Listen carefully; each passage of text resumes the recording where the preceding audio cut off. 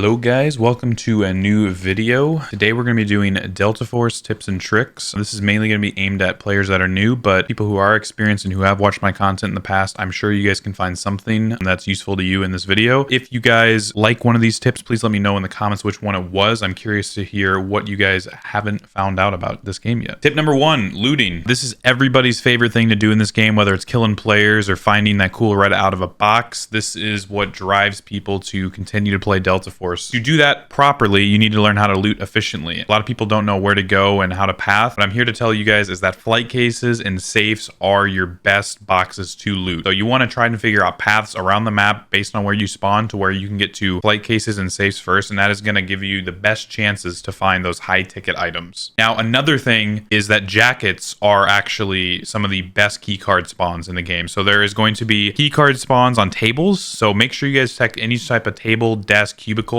There's a lot of different spawns. I'm still finding some even to this day. They're very tiny, so you guys have to make sure you look. If you don't find them on table spawns or desk spawns, jackets are your next best bet to find those one slot key cards that are usually worth millions of Technic alloy. Tip number 2 that I wanted to go over is learning how to properly build guns and use the gunsmith to your advantage. A lot of people will just use people's builds, which I do suggest to find your baseline if you're new to the game. If you look in the description below, I have a link for a website that contains all of my builds. I also will have linked the video that I made about specifically building guns, so it goes way more in depth in there. Just a quick tip: go to your gunsmith, find whatever gun you're interested in using, preview it.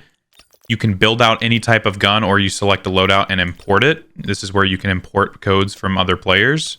Once you pick a build, you can then modify it and go into the range and test it immediately. You don't have to spend any money. You can use other people's guns and just test out what you like. And then also, the hidden gem about the gunsmith system in this game is the calibrations. A lot of people don't know this, but once you own the gun or once you test it in the range, go to calibrate and start messing with these dials to figure out what you want and what to make this gun your own. Make it customizable to yourself. You don't have to use something just because somebody else uses it. This game has a lot of versatility with building, so I really suggest trying to figure out what you enjoy, whether you want more horizontal recoil, you want faster ADS speed, you want better vertical recoil, you can change it all here. This is a really great system to learn. Tip number 3 is favoriting items. This is a little known tip that a lot of people don't utilize. I myself don't utilize it much other than the seasonal quest line when there are collector items that you need for a quest. You're able to basically select an item and then favorite it. You hit the mark button here. Once you do that, anytime you see that in raid, it will highlight. If you are in the auction house, you can go to see your favorites and then see like what the price are currently at. But this is really important to mark down items that you know you need for quests later or that you need for the black site, so you don't have to remember or write down on a list like everything you need. We have a sponsor for today's video, and it is LagoFast. LagoFast is the VPN and game booster that I use for Delta Force, but can be used for many other games. If you're looking to swap regions, get lower latency, or even potentially get more FPS, this is what you need. As you can see here, the main reason that I use it is for Delta Force and swapping regions so I can get faster queues and get into less cheater lobbies. It's really easy to change lobbies. You can pick exactly which server and region you want to be playing in, and you don't have to worry about longer queue times playing on your server at certain hours that don't work. If you guys look below, there will be a link in the description for a free trial. Also, if you guys use code POACH, you get 30% off of any future purchases you make with LagoFast. What's awesome is not just about Delta Force 2. If you guys are looking to do this on any other top title in the world right now, whether it's Marvel Rivals or Apex Legends or Call of Duty, you're able to do these exact type of things on these other games. So LagoFast is really your one-stop shop for all of your FPS and ping needs. As you can see right here too, it's really sweet because a lot of times I will be at 200 plus ping when I'm trying to play on European servers when I'm from Texas, but with LagoFast 2, it will usually drop it to around 100. If you're playing on like German server, I'll be around 150, then I'll be around like 120. It really does reduce ping when connecting to these servers across the world. If you guys are interested for more information on how to swap servers efficiently in Delta Force, I will have a link in the description below, a video on my YouTube channel of how to VPN and use LagoFast to swap to other regions. Thank you again for LagoFast for sponsoring today's video. Tip number 4 is something I'm constantly asked about, and that's how to sell optimally. People want to know if they should sell to the auction house or to the supply station and how to batch sell. So let's break this down. First things first is you find your item and you go to sell. If the items are close in value, I'd almost always suggest selling to the supply station because it is not worth losing out on the fees and the time it takes to sell on the auction house. So you can see the listed price here and then the profit. So the higher value an item, the more fees they're going to be taken away. I would sell this to the supply station. Now, a feature is, you know, you're going to sell to the supply station, you can click the batch sell here and click and check everything you want to sell to the station in one click. So I'll sell that. If you have an item that is worth selling on the auction house, I would suggest to do this through clicking auction and then list, as this is faster. You can go here and then you can just left click any items you want to sell. And then I would suggest dropping the price down a little bit so it sells faster, and then it'll be listed. And you can also see here, if you have expired items, you can remove them and you can see the timer of how long they've been listed. Tip number 5 is a silly one, but people need to realize this. Ranked does not matter in this game. Yes, there's a leaderboard. Yes, it keeps track of your points game to game. However, there is no difference in your queues. Ranked queue or non-ranked queue, you will play against the same players. There is no skill-based matchmaking in this game. I would suggest always just keeping ranked on, because if you do keep ranked on, as you can see here, you can get rewards for hitting each rank.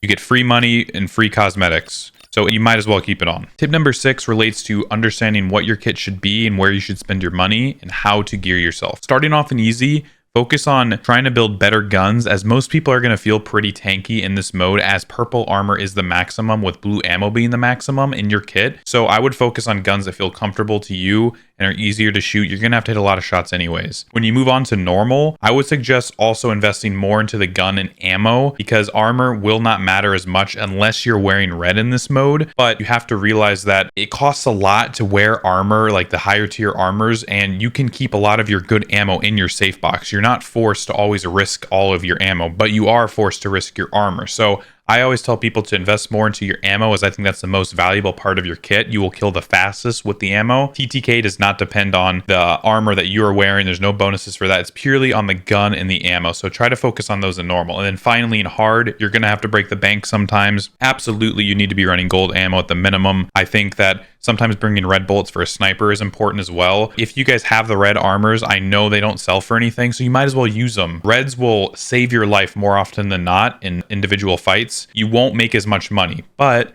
you may also survive. So that's kind of the trade-off. You have to realize that you're going to survive more in better armor, but you may make less money. If you want to make the most amount of money in the game, bring in the least amount of armor possible. That is what I suggest. The least amount of gear with the best type of ammo and gun. That is how you're going to make the most money. You will lose a lot more fights though. It just kind of is that trade-off of how you want to play the game. Tip number 7 might be the most important tip I give people. And I get asked constantly, I'm just starting off the game, what do I need to focus on? And it may not be what you want to hear. I do think that operators play a huge role in this game. And I think that it's very important that you get comfortable playing something that you enjoy and feel good with their utility. So you have to realize that it's possible to kill people in this game without even shooting your gun. The better you get with an agent and the utility, the better chance you have of winning fights and surviving and even multi-killing. I'd say test out all the operators, play all of them. All of them have a use case. All of them are good. There's going to be some that are more catered to your play style. There's really nothing special here, but you just have to get reps and try other things. If you guys are even more experienced players, you haven't played certain agents, just give them a go. Have something else in your back pocket. Sometimes something isn't going as well, you're not playing well with this agent, then you can go to another one. Getting comfortable with an operator and testing them, I think, is extremely important in this game. Tip number 8 is one of the best quality of life features that got me into this game, and that is the loadout screen. Please do not gear up any other way. The loadout screen is the fastest way, and it's super convenient. And even buy last loadout. If you die, you didn't really get a chance to shoot your gun, you feel like you wanted to use that exact same kit, again, you can buy last loadout, one click, have it all ready, and you're ready to up. No other extraction shooter has had something this clean. Buying through the loadout screen is a blessing. Please do that. Tip number 9 is try to find a duo or trio. There isn't no solo mode out in the game yet. We think we're going to get one soon in the future. They are testing it in the China client. This game is rough solo, and I think that it's really hard to continue to play this game solo. If you guys are trying to find people and you don't have friends that are on the game yet, please do join my Discord. I have an LFG there, looking for group, looking for other players. There's people constantly posting in there. I'm sure a lot of like-minded individuals are going to be watching this video that are new to the game, looking for people to play with. Check out that channel in my Discord. The Discord's linked below. Make sure to get in there and get in some games with my community. Tip number 10 is about peeking and holding angles. I want to keep this one short and sweet. Make sure you guys understand the very basics of peeking. I will link below a video of how I do my jiggle peek and how to do that and what the advantages of it are. However, all you need to know is that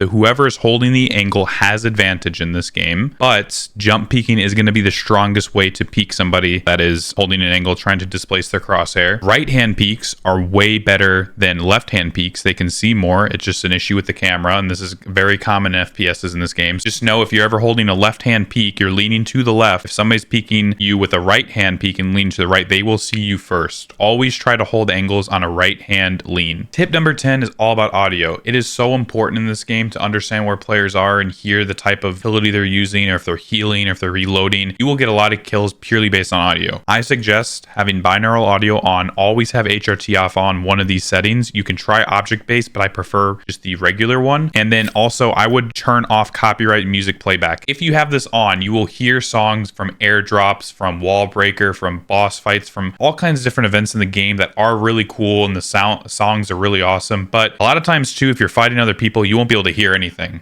So if you want to have the best competitive edge, keep this off. You'll be able to hear a lot more, and the music will not bother you. Also, the number one tip I can give for people that always ask about how do you tell if there's a player or a scav, if you ever hear a mantle, a jump, a falling sound, that will always be a player. Scavs cannot make those sounds. Otherwise, honestly guys, it just takes some time. I still mess up if it's a scav or player all the time. You have to just kind of know spawns, know timings of where people can be before you can identify if it is a scav or a player. But those three things, jumping, falling, and mantling, is always a dead giveaway that it is a player. Tip number 12 is just for the players that are wanting to spend money on skins or buy the battle pass or any of the cool operator skins this game has to offer. If you guys buy through the coins shop in game, you actually get less coins than if you buy through my link in the description. This is a supported creator link, so I do get a 15% cut of whatever purchase you make, but you are given more coins if you buy through my link. So it is a win-win. So make sure if you guys are going to buy skins in this game that you use some sort of creator's link. Doesn't have to be mine, but just make sure you're supporting